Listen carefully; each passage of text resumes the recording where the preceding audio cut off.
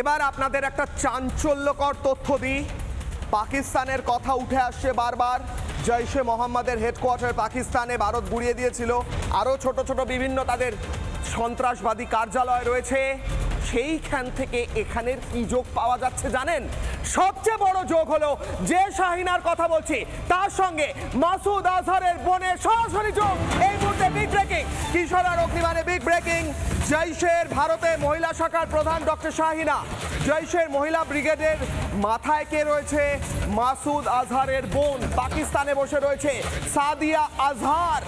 জৈশের মহিলা ব্রিগেডের প্রধান পাকিস্তানে বসে রয়েছে, তার নাম হচ্ছে সাদিয়া আজহার। 1 মাস আগে জৈশে মোহাম্মদের মহিলা ব্রিগেডের ঘোষণা হয়েছে এবং তারপর ভারতে সেই মডিউল তৈরি করা হয়েছে। ভারতের মডিউলের মাথায় কাকে বসানো হয়েছে? ডক্টর শাহিনাকে। 1 মাসের মধ্যেই কাজ কমপ্লিট করে ফেলেছে বলা যেতে পারে। ভয়ঙ্করভাবে পাকিস্তান যোগ সরাসরি উঠে আসছে। ভারতের অপারেশন সিঁদুরের সময় সাদিয়ার স্বামী নিহত হয়, তাকে খতম করে ভারত।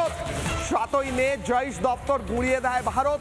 অপারেশন সিন্দুরের সময় আপনাদের মনে থাকবে সাদিয়ার স্বামী ইউসুফ আজহারের মৃত্যু হয় সেই সময়।